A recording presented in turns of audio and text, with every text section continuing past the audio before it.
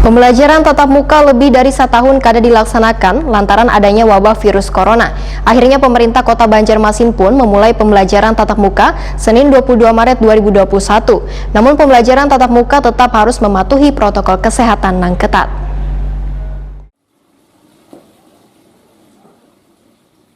Pembelajaran tatap muka lebih dari setahun kada dilaksanakan lantaran adanya wabah virus corona. Walaupun di tengah masih adanya wabah virus corona, pemerintah Kota Banjarmasin pun memulai pembelajaran tatap muka Senin 22 Maret 2021.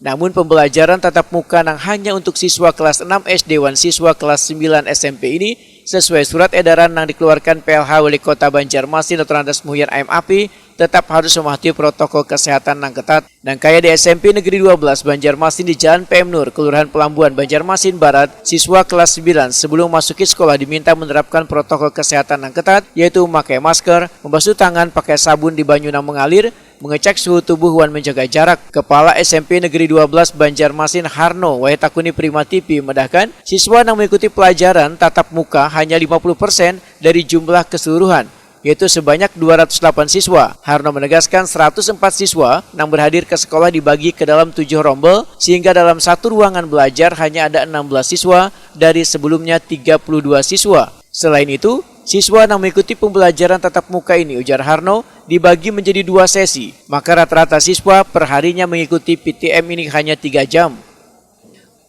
Berapa siswa Pak yang hari ini mengikuti Pak? Hari ini 50% dari jumlah seluruh siswa kelas 9 yang jumlahnya 208. Mayang Daryanti, seorang siswi, merasa senang dapat kembali mengikuti pembelajaran di sekolah, walaupun sedikit repot karena harus menerapkan protokol kesehatan. Alhamdulillah baik, tapi susah kalau pandir tuh pakai masker, cuci tangan terus. Jadi nggak khawatir kalau ada masih pandemi nih sekolahnya? Ya khawatir, tapi harus